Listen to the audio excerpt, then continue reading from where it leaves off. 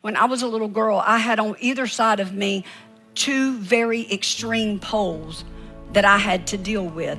On one side, I had my mother's mother. On the other side, I had my father's mother. They were completely opposite, not in the same ballpark, not even on the same planet, is what I'm talking about. And I was in the middle, being raised in the middle of all this. So one time, at one point, when I would go to my grandmother's house on my father's side, I mean, we was hanging out the clothes still. We still out there and getting the eggs out from under the chicken, and I'm still running from the rooster. I don't like roosters to this day. Joker like to kill me. In one place, I'm over here at Big Mom's, and we still got the box fan in the window. I was raised where there was no AC. There was no AC at Big Mom's. You was just glad that the box fan kept going, and you like to get in front of it. That's where you wanted to sleep, was in front of the fan at night. I was raised in that sort of atmosphere. But then when I left Big Mom's house and we went over to Mama Reba's house, who was my mother's mother, that was a whole different world, because I was walking on marble floors over there. It was a completely different world. So I remember I stayed with my Big Mom a good bit because I loved the farm. I've always loved the farm. But there was one particular year, my cousin always came to stay with us, Sheila.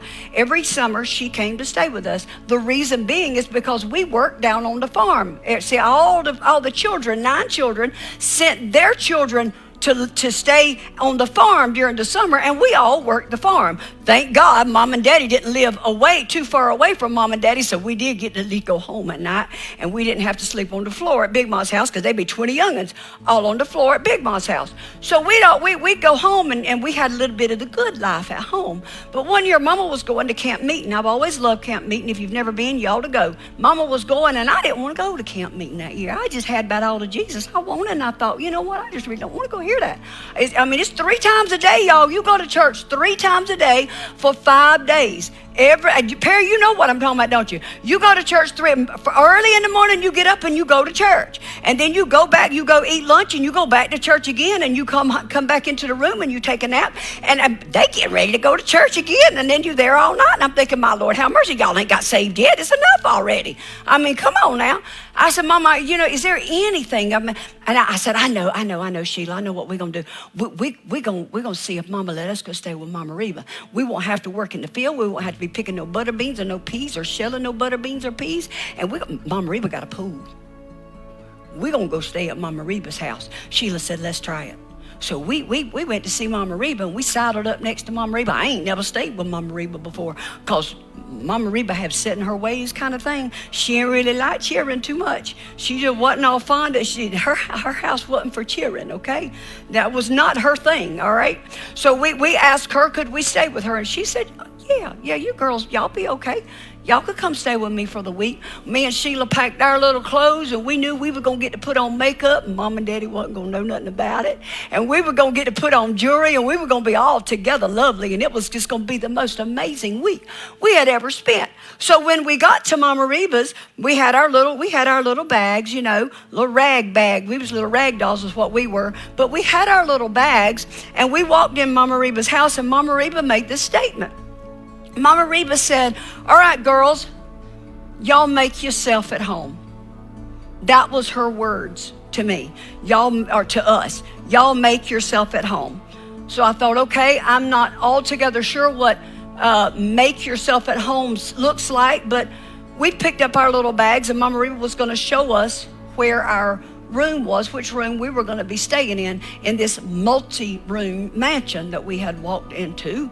So Mama Reba said, all right, girls, get your bags and let me show y'all where y'all going to be staying. So we picked up our bags and we started to walk, and Mama Reba said, well, wait a minute, take your shoes off. Well, I mean, that's why I get it. I get it honestly. My husband's going, well, that ain't nothing new. I get it honestly. Don't be traipsing all through my house and you got mud all on your shoes. You getting in my car with the mud all. I take care of what I have. So I'm okay with the take your shoes off. That's all right. Me and Sheila pulled our shoes off, and we understood that the shoes stay by the door. Make yourself at home, Mama Reba said, but not your shoes. They don't make themselves at home. They stay right there. Okay, that's good. So we left the shoes at the door, and we picked up our bags, and she said, now girls, make sure you hold your bags up. She said, don't you drag them bags on my floor, because Mama Reba Reba's floors were marble. You didn't drag the bags. She said, but make yourself at home. I'm going somewhere. She said, but make yourself at home. So we picked up our bags and we held them real high because we didn't want them to get on the wall or nothing. So me and Sheila, here we are looking at one another, pigtails. We just as cute as we could be. And we took off our little bags and we had off our shoes and we went with our little bare feet and we were walking through the house. And Mama Reba said, whoa, wait a minute. She said, that rug, she said, we don't step on that rug. Sheila, can you tightrope, baby? Because we got to get around this rug somehow because where we going is on the other side. So we're holding all of our stuff and we're going around the bearskin rug that Mama Reba had done, specially had made for this marble floor. It was huge, can I tell you? There's this much room between us and the wall. And she said, whoop, Sherry, tuck it in. You don't want to hit the wall. Mama Reba going to get upset. So we walked on. We finally got around the rug and we're going down the hall. And me and Sheila, we just looking around and there's a crystal chandelier over here. We already knew don't touch that because me and her was thinking, well, we could swing from here to yon. But we knew better. We knew not to touch that. But y'all just come on, girls. I'm going to show you where your room is. She said, I want y'all to make yourself at home. So we went on down there and we put our stuff down in the bedroom and we just wanted to get to the pool. We didn't care about nothing else. Could you just let us get our swimsuits on? We just want to put the swimsuits on and get out there in the swimming pool. And we will make ourselves to home in the pool. We won't mess with your house. So we just kind of tiptoed. We got our little stuff off and put our little swimsuit on and we kind of tiptoed around so Mama Reba couldn't see us. And we tiptoed down the hall and we was looking at everything, but we wasn't touching nothing because we knew that she had eyes in the back of her head and we knew not to touch nothing. But Mama Reba said, make yourself at home. And we thought if we get out that door right there, we'll show you. So we come to this immaculate back door that was bigger than anything I'd ever in my life seen. I don't know how they got that door. I don't know how they made it so big back there in them times because I'm old, but it was the biggest door I've ever seen. And me and Sheila looking at it, and I thought, well, is it going to open by itself? Or how do we open the door? I don't know. But whatever you do, don't put your fingers on it because you're going to get fingerprints on it. And we ain't supposed to be doing none of that. So me and her just kind of, we took a little shirt, we opened up the door real easy, and we didn't want to make no noise. And we snuck out, and we got it right there at the pool. Right there at the pool. Right, I'm talking about right on the edge of the pool. And I said all of that just to say this. You keep saying, Jesus, come on in. I accept you as my Lord and as my Savior. I just want you to come on in and I want you to make yourself at home, but don't touch nothing. Don't touch that jealousy.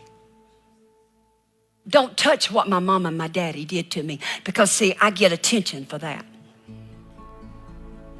Don't touch the places that I hurt because I can keep whining about that. I want you to heal me, but not there. Not there. Make yourself at home, but Jesus, don't touch that. And that's what we're going to be talking about this morning is you've invited him in. But do you really know what it means to say, make yourself at home? Because that's a mouthful. When you go to somebody's house, don't they always say, make yourself at home? They don't mean it. They don't mean it. Come in my house, sit in my cowboy's chair, and prop your feet up like you think you gonna get out my husband's chair. What you gonna do? And I just told you to make yourself at home, but you come in here like you own the place.